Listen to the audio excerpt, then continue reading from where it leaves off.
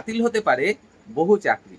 হ্যাঁ, পশ্চিমবঙ্গ থেকে বহু চাকরি কিন্তু বাতিল হয়ে যেতে পারে অল্প দিনের মধ্যেই। কিন্তু কাদের চাকরি বাতিল হতে পারে? কেন বাতিল হতে পারে?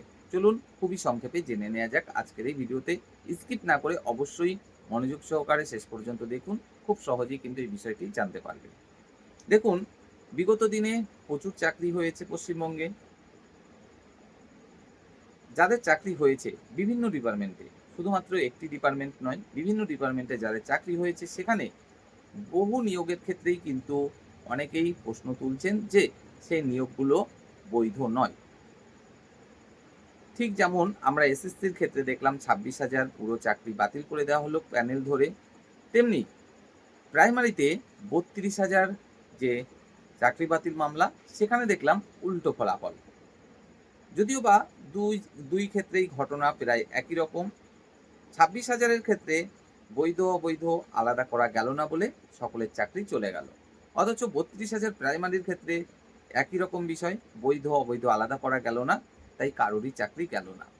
তো শুধুমাত্র এই বৈধ অবৈধ ক্যান্ডিডেট নয় যে কে ঘুষ দিয়ে চাকরি পেয়েছে আর কে ন্যায্যভাবে চাকরি পেয়েছে তেমনটা নয়।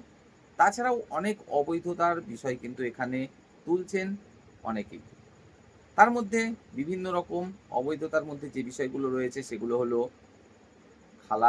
খালি ওএমআরে অর্থাৎ সাদা ওএমআরে চাকরি পাওয়া, রাতের অন্ধকারে এসএমএস এসে পরের দিনই কাউন্সেলিং হওয়া, না কোনো রকম ইন্টারভিউতে ব্যক্তিগত প্রশ্ন ছাড়া প্রশ্ন না করা, সেখানে অ্যাপটিটিউড টেস্টের ব্যবস্থা না রাখা।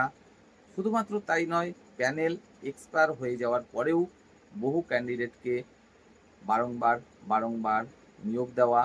এই যে অভিযোগগুলো, এই অভিযোগগুলো কিন্তু রয়েছে।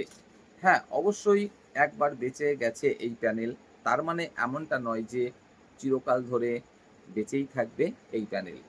কারণ তখনকার সরকার সাথে ছিল এই যে 32,000 চাকরি বাতিল মামলা, সেখানে যারা চাকরিরত শিক্ষক শিক্ষিকা তাদের পক্ষে। কিন্তু বর্তমান রাজ্য সরকার ঠিক উল্টো পথে হাঁটছে বলেই কিন্তু বিশেষজ্ঞ মহল মনে করছে। আর যদি তেমনটাই হয় তাহলে কিন্তু একঘরে হয়ে যেতে চলেছে চাকরিরত শিক্ষক শিক্ষিকারা। শুধু তাই নয়, এছাড়াও রয়েছে বিভিন্ন ডিপার্টমেন্ট, যেমন খাদ্য দপ্তর। হ্যাঁ, খাদ্য দপ্তরের যে এসআই নিয়োগ, সেখানেও কিন্তু এই প্রশ্নগুলো রয়েছে। শুধু তাই নয়, এছাড়াও পুলিশের নিয়োগ থেকে শুরু করে অন্যান্য প্রত্যেকটা ডিপার্টমেন্টের নিয়োগের ক্ষেত্রেই কিন্তু অনেকেই অনেক প্রশ্ন তুলছেন। তো তার মধ্যে সর্বাপেক্ষা উল্লেখযোগ্য বর্তমানে যেটা, সেটা হলো প্রাইমারি শিক্ষক শিক্ষিকা নিয়োগ। তো এখানে কিন্তু এটাই দাবি করা হচ্ছে, বর্তমান রাজ্য সরকার অল্প দিনের মধ্যেই বাতিল করতে চলেছে বহু চাকরি। তো এটা যদি সত্যি হয় তাহলে অবশ্যই খুবই সাংঘাতিক একটা তথ্য, যে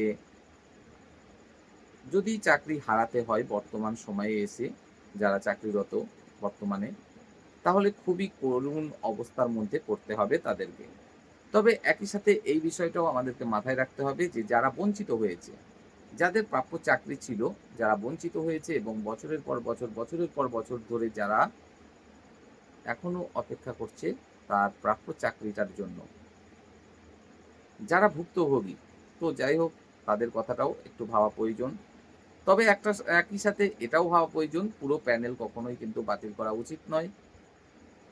এখানে বহু যোগ্য ক্যান্ডিডেট এবং বৈধ ক্যান্ডিডেটও রয়েছে। দেখা হবে পরের ভিডিওতে। আপনারা চ্যানেলটি সাবস্ক্রাইব করে সাথে থাকুন।